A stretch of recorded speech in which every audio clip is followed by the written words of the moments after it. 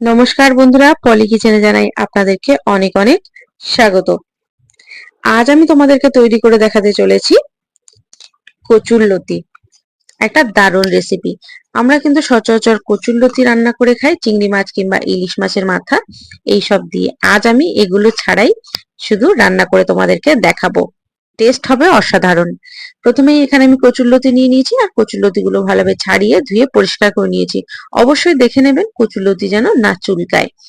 এটা কিন্তু ছাড়ানোর সময় আপনারা বুঝতে পেরে যাবেন, হাত কিন্তু তখন প্রচুর পরিমাণে চুলকাবে, আর এটা কিন্তু তেমন চুলকায়নি। তারপরে এখানে আমি একটা কড়াই বসিয়ে নিয়েছি। এবার কড়াইটা একটু গরম হয়ে গেছে, এতে আমি বেশ খানিকটা পরিমাণে তেল দিয়ে দিলাম। তেলটা দেওয়ার পরে যত সময় না তেলটা গরম হচ্ছে তত সময় একটু অপেক্ষা করব। আর বেশ খানিকটা পরিমাণে, অনেকটা পরিমাণেই কিন্তু এখানে তেল দিতে হবে, কারণ এটা শুধু তেলেই রান্না হবে। তারপরে এখানে দিয়ে দিলাম 15 থেকে 20টা রসুনের কোয়া। আমি থেতো করে নিয়েছি। অবশ্যই থেতো করে দেবেন, থেতো করে দিলে এর টেস্টটা ভালো বুঝতে পারবেন। যদি এটা গ্রেট করে দেন তখন কিন্তু এর টেস্টটা অতটা সুন্দর হবে না, কিংবা গন্ধটাও অতটা সুন্দর আসবে না। তারপর এখানে আমি দিয়ে দেবো লঙ্কা, শুকনো লঙ্কা। অবশ্যই শুকনো লঙ্কা ব্যবহার করবেন, শুকনো লঙ্কার কিন্তু গন্ধটা খুব সুন্দর লাগে আর টেস্টও দারুণ হয়। এবারে দেওয়ার পরে, শুকনো লঙ্কাটা দেওয়ার পরে এবারে আমি এখানে দিয়ে দেবো কালো জিরে। কালো জিরেটা দিলে, মুখে পড়লে কালো জিরের গন্ধটাও সুন্দর আর মুখে পড়লে টেস্টও দারুণ লাগে। এবারে এখানে আমি দিয়ে দেবো চা চামচের হাফ চামচ মতো কালো জিরে।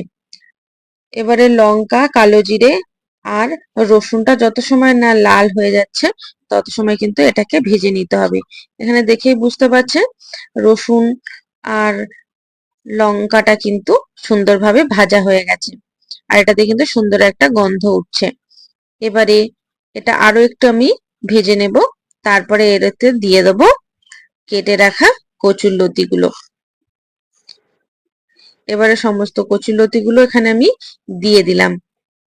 কচুরলতি গুলো দেওয়ার পরে এবারে এতে আমি একে একে দিয়ে দেবো হলুদ গুঁড়ো আর দিয়ে দেবো স্বাদ অনুযায়ী লবণ।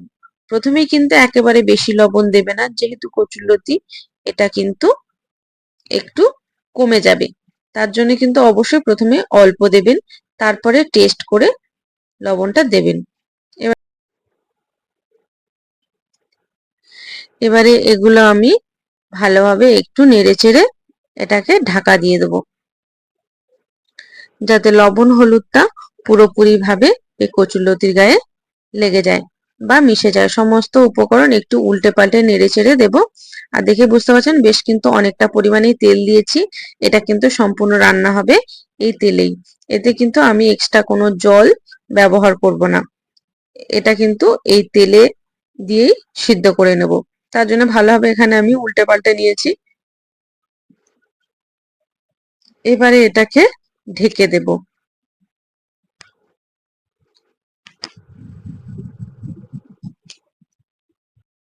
এবার এটা 1 থেকে 1.5 মিনিট আমি ঢাকা দিয়ে দেবো। ঢাকা দেওয়ার পরে 1 থেকে 1.5 মিনিট পরে আবার আমি ঢাকনাটা খুলে নেব। আর যখন এটা এরকম ঢাকা দেওয়া থাকবে অবশ্যই গ্যাসের ফ্লেমটা সিম করে রাখবেন কিংবা মিডিয়াম টু লোয়ে করে রাখবেন। এবারে এটাকে আমি আবার একটু নেড়ে নেব। দেখেই বুঝতে পারছেন এগুলো কিন্তু অনেকটাই কমে গেছে। আর এই দেখুন গ্যাসের ফ্লেমটা আমি লো টু মিডিয়াম টু লোতে রেখেছিলাম, তার জন্য কিন্তু এটা একেবারে পুড়ে যায়নি, একদম কিন্তু লালচি ভাব একটা চলে এসছে। এতে কালার চলে এসেছে আর দেখেই বুঝতে পারছেন বেশ কিন্তু তেল ছাড়তে আরম্ভ করেছে আর এটা সিদ্ধ হয়ে গেছে। এবারে আমি এটা আর একটু ভালোভাবে উল্টে পাল্টে দেব। দেওয়ার পরে এটা আবার পুনরায় আগের মতোই আমি এটা ঢাকা চাপা দিয়ে আবার 2 থেকে 3 মিনিট আমি রান্না করে নেব। এইভাবেই কিন্তু নেড়ে নেড়ে ঢাকা দিয়ে দিয়েই এটাকে রান্না করে নিতে হবে। আর এইভাবে যদি তৈরি করেন একবার কচুরলতির এই রেসিপিটা, তাহলে কিন্তু সবাই এই কচুরলতি দিয়েই খাওয়াটা কমপ্লিট করে নেবে। এর স্বাদ হয় কিন্তু দুর্দান্ত। অবশ্যই একটু ঝালের পরিমাণটা বেশি রাখবেন, তাহলে টেস্টটা আরো সুন্দর হবে। দেখুন আমি ঢাকনা চাপা দিয়ে আবার ঢাকনাটাকে খুলে নিয়েছি। প্রায় 2 থেকে 3 মিনিট এটাকে রান্না করে নিয়েছি। এবারে খুন্তি দিয়ে, আপনারা যদি এরকম গোটা গোটা পছন্দ করেন তো গোটা গোটাই রাখবেন, আর নাহলে এরকম খুন্তি দিয়ে একটু ভেঙে ভেঙে দেবেন, তাহলে কিন্তু বেশ একটু মাখো মাখো ভাব চলে আসবে। দেখেই বুঝতে পারছেন বন্ধুরা, এর থেকে কিন্তু তেল ছাড়তে আরম্ভ করেছে। এবারে এটা আমি আরো কিছু সময় রেখে ভালোভাবে উল্টে পাল্টে এটাকে আমি একটা পাত্রে নামিয়ে নেব। এর থেকে বেশ পরিমাণে তেল ছাড়তে আরম্ভ করেছে। গরম গরম ঝরঝরে গরম গরম ভাত হবে আর এই রকম কচুরলতি একটা রেসিপি হবে। খাওয়াটা কিন্তু একেবারেই জমে যাবে আপনার। আর অবশ্যই রসুনটা কিন্তু থেতো করে দেবেন।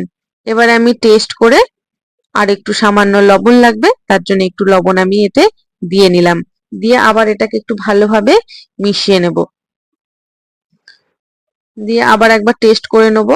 টেস্ট করে নেওয়ার পরে এটাকে কিন্তু একটা পাত্রে নামিয়ে নেব। এটা দেখুন এর তলায় কিন্তু লেগে যাচ্ছে, যেহেতু আমি এখানে একটু খুন্তি দিয়ে একটু ঘেঁটে দিয়েছি, তার জন্য কিন্তু এটা লেগে যাচ্ছে। আপনারা চাইলে কিন্তু এটা না ঘেঁটে এরকম গোটা গোটাও রাখতে পারেন। আর এটা কিন্তু সম্পূর্ণ সুসিদ্ধ হয়ে গেছে, তেলেতেই এটা সম্পূর্ণ সিদ্ধ হয়ে গেছে। আমি কিন্তু এতে এক্সট্রা কোনো আর জলের ব্যবহার করিনি। জল দিলে কিন্তু এর টেস্টটা আর ভালো হবে না, কিংবা সিদ্ধ করে যদি রান্না করেন এর টেস্টটা একদমই ভালো হবে না। তাহলে রেসিপিটা কেমন লাগলো অবশ্যই কিন্তু জানাবেন। কেমন হয়েছে অবশ্যই একটা কমেন্ট করে জানাবেন। এবারে এটা কিন্তু সম্পূর্ণ রান্না হয়ে গেছে। এবার আমি এটা একটা পাত্রে তুলে নেব। তার জন্য দেখুন ঠিক কতটা সুন্দর লাগছে। এটা আমি এবার একটা পাত্রে তুলে নিচ্ছি। সম্পূর্ণটা তুলে নিয়ে আপনাদেরকে দেখাচ্ছি। দেখুন বন্ধুরা, এখানে আমি তুলে নিয়েছি কচুরলতি এই দুর্দান্ত রেসিপিটা। একদম কিন্তু কম মশলাতে, কোনো বাটাবাটি মশলা এখানে দরকারই হচ্ছে না। দেখুন ঠিক কতটা লোভনীয় লাগছে। রেসিপিটা কেমন লাগলো অবশ্যই কমেন্ট করে জানাবেন। আর রেসিপিটা যদি ভালো লাগে অবশ্যই একটা লাইক কমেন্ট শেয়ার করতে ভুলবেন না।